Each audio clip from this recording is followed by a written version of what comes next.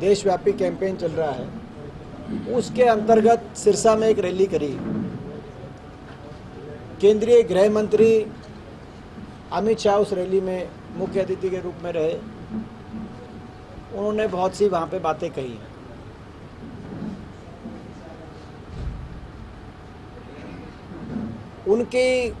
उनके भाषण में को आप अगर गहराई से देखेंगे तो कई बात सामने आती है। पहला तो बार बार अमित शाह जी द्वारा हुड्डा साहब का नाम लेना, 9 बार लगभग उन्होंने उनका जिक्र किया। ये दर्शाता है कि हरियाणा में हुड्डा साहब की लोकप्रियता सर चढ़ के बोल रही है। लोग कांग्रेस की हुड्डा सरकार के कार्यकाल को याद कर रहे हैं और एक कांग्रेस और हुड्डा साहब के नेतृत्व में कांग्रेस के पक्ष में एक लहर पूरे हरियाणा में है, जिससे सत्तारूढ़ दल कितना घबराया हुआ है ये उसमें प्रदर्शित हुआ। हम सवाल पूछना चाहते हैं कि केंद्रीय गृह मंत्री बताएं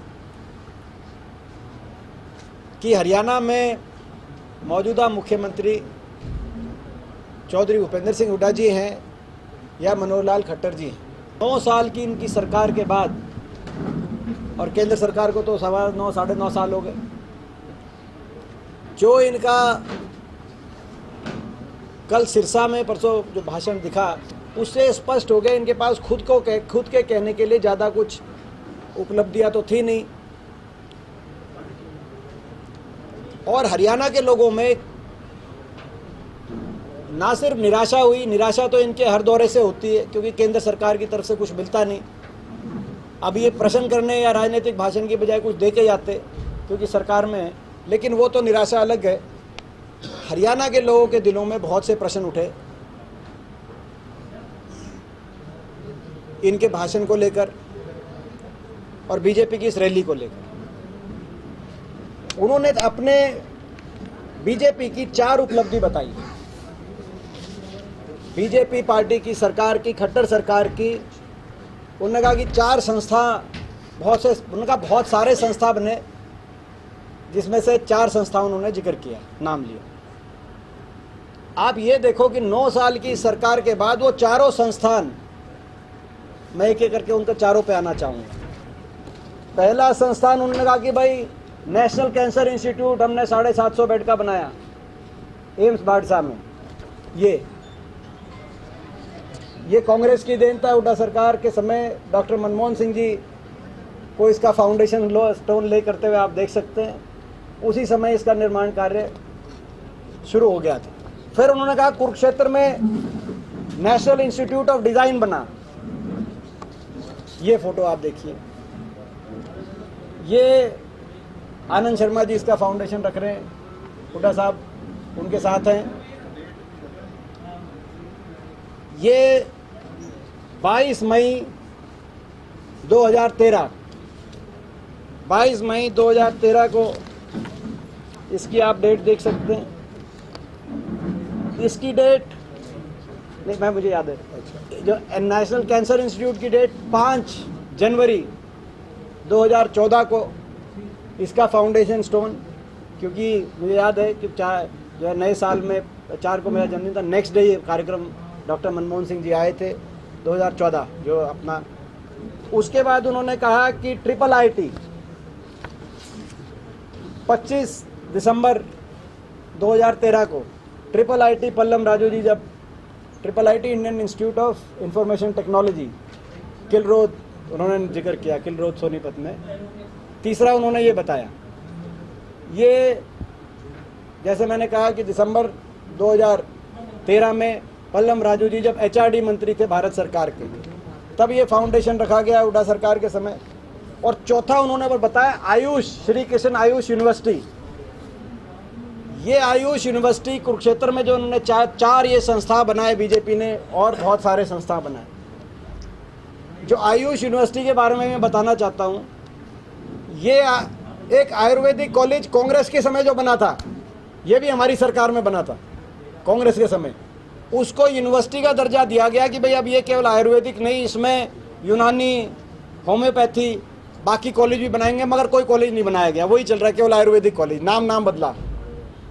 तो कहा कि भाई खट्टर सरकार में 4 संस्था बने, वो चारों संस्था, एक बार ये आपको अच्छी फोटो मिलेगी, एक बार ये पकड़ना जी, ये चारों कांग्रेस के समय, ये चारों, तो इनको ना सिर्फ हुड्डा साहब का नाम बारी बारी लिया, हुड्डा सरकार का नाम बारी बारी लिया, लेकिन जो खट्टर सरकार के काम भी गिनवाए, वो भी सारे काम वो गिनवाए जो हुड्डा सरकार में, कांग्रेस की सरकार में, यूपीए सरकार में जिन कामों का फाउंडेशन स्टोन रखा गया, जिनका काम उस समय शुरू करवा दिया गया हो, उनके समय जनता के मन में मगर बहुत से, जैसे मैंने कहा कि प्रश्न आए, उन्होंने कोई जवाब नहीं दिया किसी बात का। उनको जवाब देना चाहिए। हरियाणा की जनता पूछ रही है कि गृह मंत्री ये जवाब दें कि जो हरियाणा प्रति व्यक्ति आय और विकास दर में नंबर 1 था, आज वो हरियाणा बेरोजगारी में नंबर 1 क्यों है? इसका जवाब नहीं मिला जनता।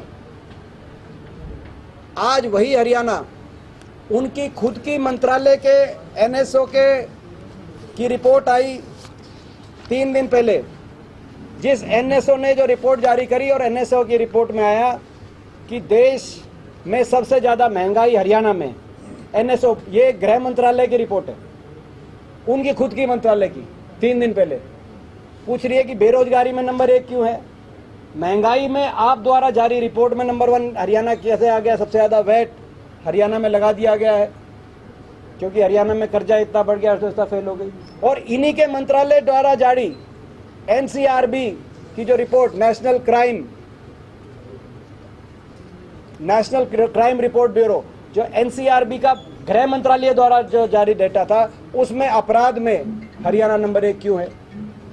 यहाँ तक कि उस रिपोर्ट में इस वर्ष जो क्राइम अगेंस्ट एससी है, वो जो 2014 में था, उससे 2.5 गुना हरियाणा में बढ़ गया 2022 में, जो कि पूरे देश के अंदर अलार्मिंग स्टेट हरियाणा का, उस रिपोर्ट के अंदर अलार्मिंग स्टेट के रूप में हरियाणा को दिखाने का कहा गया।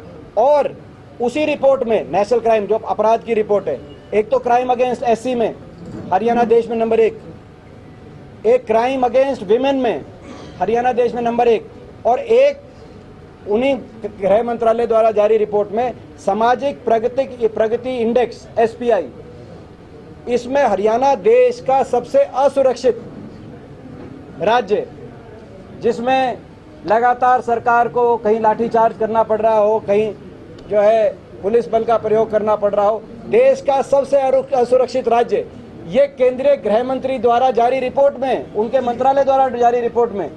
तो हरियाणा देश में बेरोजगारी में नंबर क्यों बना? आपने बताया नहीं। 9 साल में हरियाणा देश में महंगाई में नंबर 1 क्यों है? आपके मंत्रालय ने रिपोर्ट जारी करी, आपने बताया नहीं। हरियाणा देश में अपराध में नंबर 1 कैसे बन गया? आपने बताया नहीं। हरियाणा देश में नशे से रिलेटेड डेथ्स में पीछे एक रिपोर्ट आई थी, उसमें हेल्थ मिनिस्ट्री द्वारा जारी रिपोर्ट थी, भारत सरकार द्वारा। तो भारत सरकार की रिपोर्ट के अनुसार जो है ओवरडोज रिलेटेड, जो नशे की संबंधित जो डेथ्स थी, उसमें हरियाणा पंजाब को ओवरटेक करके नंबर 1 पे पहुंचा। उस बारे में आपने कोई बताया नहीं। 9 साल से जब सरकार के बाद ये तो ऐसा लग रहा था कि विपक्ष में और सत्ता में हुड्डा साहब हैं, हुड्डा सरकार है, और ये बार बार प्रश्न पूछ रहे थे। ये अपना बताएं, ये अपना बता के जाते हैं। आज नशे में, मैंने जैसे कहा कि आपने भी खबर पड़ी होगी, overdose related death first time Haryana की ज़्यादा आई पिछले साल में, पंजाब से, और देश में सबसे ज़्यादा। ये एक इस बात पे बता के जाते हैं नशे की स्थिति के संदर्भ को लेकर। और हम कहना चाहते हैं कि भाई नशे से संबंधित सरकार कार्रवाई करे, हमारे लिए नंबर 1 प्रायोरिटी होगी। जो नशे के कारोबारी, नशे का व्यापार कर रहे हैं सरकारी बीजेपी के संरक्षण में, उन सबको हम चेतावनी देते हैं कि भाई या तो अपना कारोबार छोड़ो या हरियाणा छोड़ो, और नहीं तो आपको बख्शा नहीं जाएगा। जिस दिन हरियाणा में परिवर्तन होगा, कांग्रेस पार्टी सरकार आएगी, आपको बख्शा नहीं जाएगा। आज हम उनको भी चेतावनी देना चाहते हैं कि वो यहाँ पे आए 9 साल की सरकार के बाद, 9 बार हुड्डा साहब का नाम ले गए, 4 उपलब्धि बता गए, चारों हमारे टाइम के प्रोजेक्ट बता गए। अपना जाओ बताना चाहिए, बताने को तो बहुत कुछ था। ये बताना जो मैंने कहा कि भाई हरियाणा आज हर नकारात्मक पैमाने पे मापदंड में नंबर 1, भ्रष्टाचार, महंगाई, बेरोजगारी, अपराध, नशे, इन सारे पैरामीटर्स पे हरियाणा नंबर 1 कैसे पहुंचा, बताना ये चाहिए था। बताना ये चाहिए था कि बीजेपी ने एक भी चुनाव का वायदा 15 लाख बैंक खाते से लेकर, काले धन से लेकर, स्वामीनाथन कमीशन से लेकर, 2 करोड़ हर साल रोजगार से लेकर कोई भी वायदा पूरा क्यों नहीं किया, बतानी तो ये चीज़ें चाहिए थी। लेकिन अपनी बातें जवाब देने की बजाय ऐसा दिखाई दिया कि वो खुद को विपक्ष में मान रहे हरियाणा में। ये बड़ा आश्चर्यचकित करने वाली बात थी कि वो ऐसा लगा कि खुद को विपक्ष में मान रहे हैं। देखो मैं ये मानता हूँ, देखो ऐसा है कि हमारा विश्वास है कि कांग्रेस पार्टी का विधानसभा में भी प्रचंड बहुमत से सरकार बनेगी और लोकसभा में भी बहुत अच्छा प्रदर्शन रहेगा। सारी सीटें आएंगी, 10 आएंगी, 9 आएंगी, वो तो मैं नहीं कह सकता, मगर कांग्रेस पार्टी लोकसभा में भी अधिकतर सीटों पे जीतेगी और कांग्रेस पार्टी का जबरदस्त परफॉर्मेंस हरियाणा में रहेगा। कि ये जो डी जो है, देखो डी तो इनके भी हैं, इनका एक डी है डिवीजन, ये धर्म और जाति पे डिवाइड करते हैं। इनका एक डी है डाइवर्जन, हम बेरोजगारी और महंगाई की बात करते हैं और ये कभी हनुमान जी को ले आते हैं, कभी कुछ करते हैं, डाइवर्ट करते हैं। इनका एक डी है डिसेप्शन, ये लोगों को डिसीव करते हैं, यानी कि धोखा देते हैं, ये लोगों को डिसीव करते हैं। ये तीसरा डी इनका लोगों का डिसेप्शन, डिसीव, लोगों को धोखा देने का काम करते हैं। जब बताते हैं कि जमुना पार बता दे सरकार 5100 पेंशन की बात करते हैं, फिर वो भूल जाते हैं, लोगों को धोखा देते हैं, वादे झूठे बोलते हैं। मगर एक और डी है इनका, देखो एक चौथा भी डी है, चौथा डी है इनका डकैती, ये लोगों की जेब पे डकैती करते हैं। इन्होंने 3 डी बताए, मैं 4 बता देता हूँ, आप नोट कर लो। आपने नोट कर, डिवाइड, ये डिवाइड एंड रूल करते हैं। पहला डी डिवाइड एंड रूल, इनका डी है डिवाइड एंड रूल। इनका डी है डकैती, ये लोगों की जेब पे डकैती डालते हैं। 1200 में गैस का सिलेंडर, अपना पेट्रोल डीजल, आप पता करो। इनका एक डी है डाइवर्ट, हम कहते हैं बेरोजगारी, ये कहते हैं भाई हनुमान तो सबका है, ये डाइवर्ट करते हैं, मुद्दों से डाइवर्ट की राजनीति करते हैं। और चौथा डी है इनका डिसीव, धोखा देते हैं, धोखा कह लो या हिंदी में इंग्लिश में डिसीव कर लो। चौथा डी है इनका डिसीव, ये कहते हैं कि 5100 पेंशन, फिर धोखा दे दिया। कहते हैं स्वामीनाथन कमीशन, धोखा दे दिया। 2 करोड़ रोजगार हर साल देंगे, धोखा दे दिया। स्मार्ट सिटी बनाएंगे, धोखा दे दिया। 15 लाख लाएंगे, धोखा दे दिया। ये बड़े बड़े वायदे करते हैं, लोगों को फिर डिसीव करते हैं। किसानों की आय दुगनी करेंगे, धोखा दे दिया। ये 4 डी हैं, कहोगे 5 और बता देंगे, ये 3 बता के गए थे, मगर हम 4 तक रहते हैं।